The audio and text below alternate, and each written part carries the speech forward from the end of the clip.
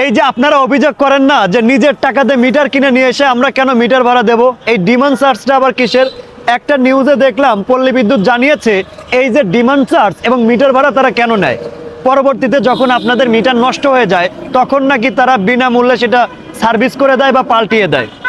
তো আজ পর্যন্ত কাদেরই বা মিটার নষ্ট হয়েছে? আর যাদের নষ্ট হয়েছে তারা কি বিনামূল্যে টাকা ছাড়া উইদাউট মানি মিটার আনতে পারছেন পল্লী বিদ্যুৎ থেকে, বা দিয়ে গেছে বাসায় এসে লাগিয়ে দিয়ে গেছে? আমার বোধগম্য নাই।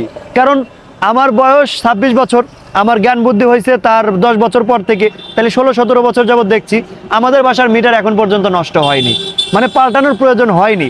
আর যাদের বা নষ্ট হয়েছে তারা বিনা পয়সায় আনতে পারছেন কিনা? পল্লী বিদ্যুৎ অফিস জানাচ্ছে এই যে মিটার ভাড়া এবং ডিমান্ড চার্জটা নেওয়া হয় এইটার মাধ্যমেই পরবর্তীতে যাদের মিটার নষ্ট হয়ে যায় তাদেরকে নাকি বিনামূল্যে সার্ভিস করে দেয় এবং নতুন মিটার দেওয়া হয়।